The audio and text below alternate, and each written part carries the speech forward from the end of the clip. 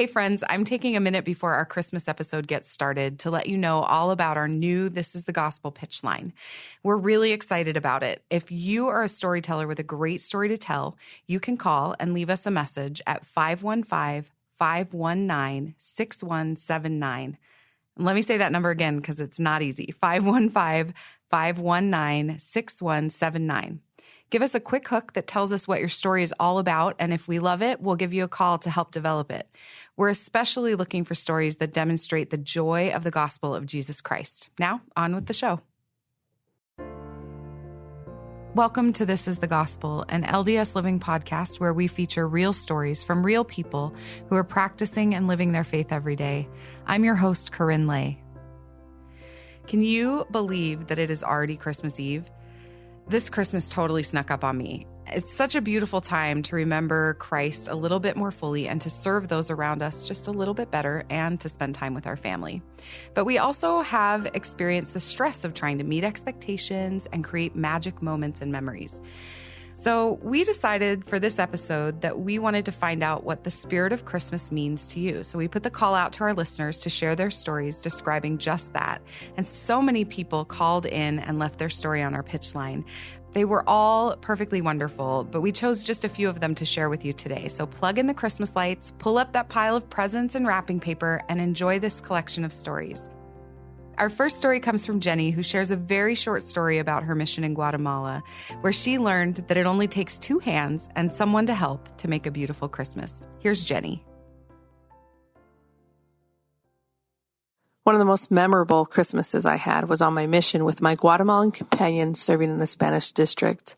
There was a bit of a language barrier for me, and a family, husband and wife, invited us over to feed us Christmas dinner on Christmas Day.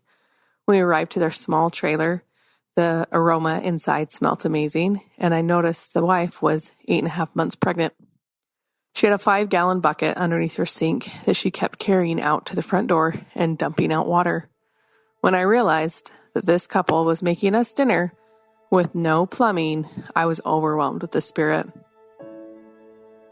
I thought about Mary in the stable giving birth to Jesus, and I really felt overcome with this sacrifice that they had made on our behalf. So I took the bucket and I dumped it out every couple minutes as she was washing and preparing the food. And it was the best Christmas I ever had. And it came in such a simple way of service. That was Jenny. Our next story comes from Kyle, who shares a story about learning as a teenager how joyful service can actually be.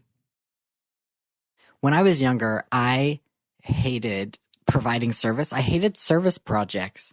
I don't know what it was. I distinctly remember one day my dad driving me to a service project, and I was not happy, and I was trying to communicate that with my body language, and he was really good at ignoring me.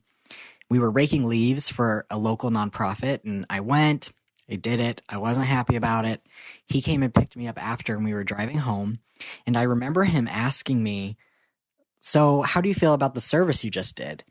And I just kind of shrugged, and he said, "You mean you don't feel good right now? Like you just helped somebody and you don't feel anything?" And I honestly had no idea what he was talking about. No clue. I couldn't even wrap my head around it. But for the first time, I realized that maybe I was missing something. Maybe everybody else was feeling something that I wasn't feeling. But, I couldn't wrap my head around it, so I just went about my life. Years later, it was Christmas break, and my mom came up to me, and she asked me if I would help her with something, and I said that I would. She told me about this little girl that she knew whose family wasn't going to be able to afford Christmas that year. They were recent immigrants. The dad wasn't in the picture, and they needed our help. So we went to the store, the local store, and we filled our cart full of clothing and toys and treats, and they had, the list that we had was just the bare essentials, but we wanted to give them more. So we wrapped them up all pretty, and I was so excited just imagining these kids opening it on Christmas morning. And my mom drove the getaway car. She kept the engine running, and I went up to the porch, and I put a huge box filled with presents on the porch, knocked, and I ran down the stairs. I almost slipped and almost died, it felt like. And my mom peeled out of the parking lot, But unfortunately, the road kind of went back around. So in order to get out of the apartment complex, we had to go in front of the apartment again. So we kind of ducked down, but I kind of snuck a peek. And I saw 4 little kids standing around this box. One of them was like half in the box reaching for something. 2 of them were like screaming. And another one was just waving at us. And it was so fun. I think about it still to this day. And honestly, it was the best Christmas that I've ever had. And it was probably because I finally understood what my dad had been trying to tell me. He was trying to teach me about the pure joy of serving those around you, without agenda, without prejudice, just because somebody else has infinite potential, that they're a human being. That's why we connect with others. That's why we serve others. And I felt absolute joy in that moment. Our next story comes from Jill, and Jill read her story, so it's going to sound a little different than the other stories you'll hear on this podcast, but trust us, it's worth it. She'll share a story about how a family tragedy was transformed into a legacy tradition for her whole community. Here's Jill. One year for Christmas, I gave my dad this book along with a small mason jar filled with candy for him to enjoy while reading. Well, Dad called me the next day and he said the book I had given him was the most wonderful gift and that it had changed his life and he wanted to share it with everyone he cared about. He called every bookstore and ordered every copy they had.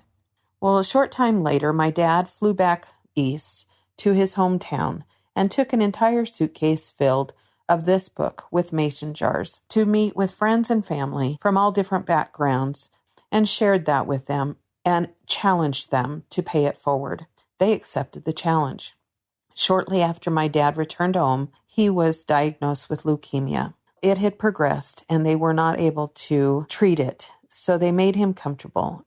Unfortunately, a few months later, he had passed away. He made a difference. That story made a difference to so many. Since that time, my family has carried the tradition of the Christmas jar in our home. We have a large mason jar that sits on our counter all year long that collects everyone's spare change.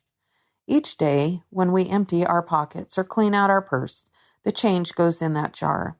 We know each time that we place our change in the jar, it is no longer ours, but it is now belonging to a family that needs it more than us. It has become very personal to us. As we start approaching the holidays each year, our children look forward to the day when we get to deliver that jar to a family that needs it so much. Well, fast forward a few years, and our oldest son, Mike, was struggling, like so many others, with an addiction that he became prisoner to. Mike's addiction, unfortunately, was a challenge that he and our whole family were struggling to get through. It took us to such difficult places financially, mentally, and emotionally. But one thing that stayed constant through those difficult times was the Christmas jar. No matter the circumstances or what we were going through, that jar had a meaning all its own, and there was always someone who needed it more than we did. At times, Mikey's addiction would get the best of him. Although he knew the importance of the jar, he found himself taking from the jar rather than giving. We confronted him about it and reminded him that the money was not ours to take. As fast as we would see the jar start to fill, we would see it diminish. We knew where the money was going. Mike hated what this was doing to him.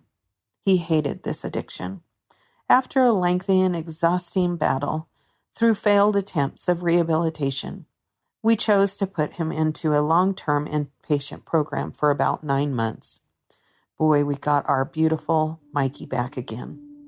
After Mikey returned home, we began to notice the Christmas jar filling up very quickly, not only with small spare change, but with big bills, small bills.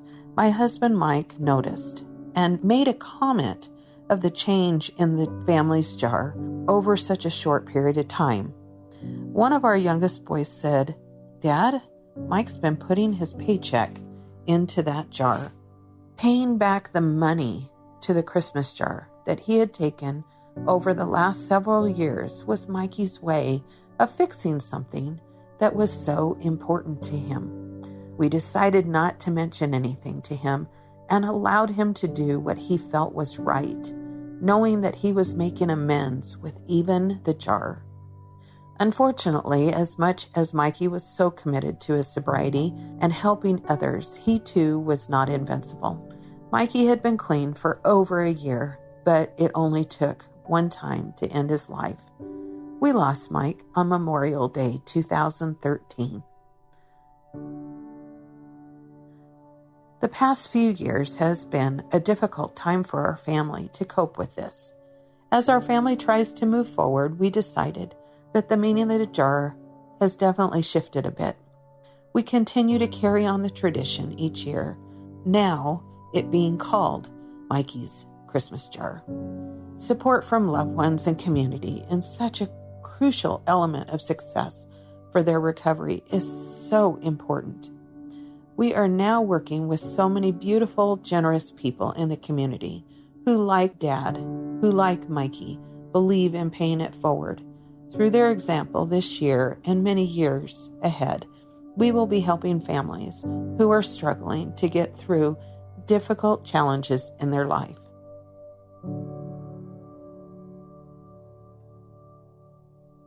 That was Jill. Our final story from this episode of The Spirit of Christmas comes from Elizabeth, and it's a story that I think many a poor newlywed couple can probably relate to. Here's Elizabeth. We had been married 4 months when we had our first Christmas together, and I had been in the hospital 2 of those months because I was going to have a baby, and I was having some very difficult times. So when Christmas rolled around, we were in dental school at USC, and I had wanted to go home, and the doctor said, "No, you cannot travel. You will have to stay here." And so my mother and dad in Utah said, "We'll come." But then a couple of days before Christmas, they called and said, "We won't be able to come because we're snowed in." And I got really discouraged because we had no money. Took all we had to get me out of the hospital. I had no Christmas tree. I had nothing. It was zero. And it was my first Christmas married. And I thought, it shouldn't be this way. But Grandpa went and got the old Christmas tree from the church because one of his jobs was cleaning the church to help put him through school. And they'd taken all the ornaments off, and many of the needles had fallen. It was sort of a Charlie Brown Christmas tree. But he brought it to the house, and we popped popcorn and strung it on and made little chains and tried to make it look like Christmas. But it was really hard, and I had a lot of pity parties. Newly married and no Christmas, not one present, not one light. But on Christmas Eve, he said, "Come on, let's go look at the Christmas lights, and we'll buy you an ice cream cone." Now, that was a big deal because we had so little money, we only had ice cream maybe once every 6 weeks. And so we went to the ice cream store, and he said, "Because you're going to get fat anyway, we'll buy you 2 scoops. So I had 2 scoops of ice cream, Baskin-Robbins, and then we drove around, and it was beautiful, but then I got sadder and sadder. And as we came home, we lived in a little court. I looked at the court, and every light in all of those little houses was dark, except the one in the back, and it was ours, and there was a light. And then I got really lonesome, and we went in the house, and I said, "I'm just going to go to bed. There's nothing to stay up for." And he said, "Oh, it's our first Christmas, please." And I felt so sorry for myself that I just went to bed, and the pillow hid all my tears, and I guess I cried myself to sleep. Well, the next morning I hear him singing, "Jingle bells, jingle bells." And I said, what are you so happy about? And he said, it's our first Christmas together. Come on, let's get up and go see what Santa brought. And I said, Bill, Santa didn't bring anything. I know that. And he said, but we have to pretend because it's our first Christmas. And how we do now is how we'll do for the other Christmases. So pretty soon I felt a little better, and we started singing Jingle Bells and went into the living room where Charlie Brown's dead Christmas tree was. And of course, there were still no presents. But then I looked up on the door, and there was a great big white homemade sock. I knew it was homemade because I recognized the white felt and the things in my sewing kit. And it had all decorated, and my name was on it. And so I went and took it off the door and looked in, and it was filled with presents. Each one had a little saying on it, like there was a bubblegum truck, a little truck filled with bubblegum. And the little note said, this is a bit of home for you, because I grew up on a ranch. And then there was a can of baby powder, and that said on it, this is for our future friend. And then there was a can of Campbell's beef vegetable soup, and it said, this is Christmas dinner in a can. And then there was a razor and some razor blades, and it said, you have your own razor blade now and your own razor, so you won't need to use mine. And then there was a bag of chocolate-wrapped coins that looked like money. And it said, good for the real thing in about 5 years. And the last was some little coaster things to put on the wheels of our bed. Our bed was just two mattresses, a mattress and a springs on a frame, and it rolled all over when you sat on it. And so it says, these are so our bed won't leave us before we get on it. And that, I started to cry. Because while I had been having a pity party for myself, he had been making Christmas for me. And that stocking wasn't just filled with those little things that we needed, but it was filled with love. It was a stocking of love. And I still get that stocking out. It's 60 years now. Every year I get it out, and it has more love in it every year. It's so filled with love now I can hardly hold it. But that was our first Christmas, and it taught me a great lesson. Christmas is in the heart. It was a Christmas of love, the best gift you could ever get. That was Elizabeth. Did you feel it? Did you feel the spirit of Christmas flood into your heart and remind you of your own stories and the ways that you have felt the spirit of the Savior during these times? We wish you the merriest of Christmases and hope that the season brings you everything that you desire and also gives you opportunities to live and serve the way our Savior did. This is the gospel. Thanks to everyone who submitted stories to our Christmas pitch line, and thank you for joining us for this episode of This is the Gospel. We'll be taking a quick break over the holidays because that Christmas ham isn't going to eat itself, but we'll be back with new episodes in the new year. In the meantime, be sure to check out past episodes at ldsliving.com/thisisthegospel. And if you haven't already fallen in love with the LDS Living podcast All In, check it out. It's really great. It's filled with amazing insights and great people who will help you live the gospel of Jesus Christ better. And don't forget, if you love the stories we've shared, rate us on Apple or anywhere you listen to your podcasts and tell your friends. It'll help more people to find us.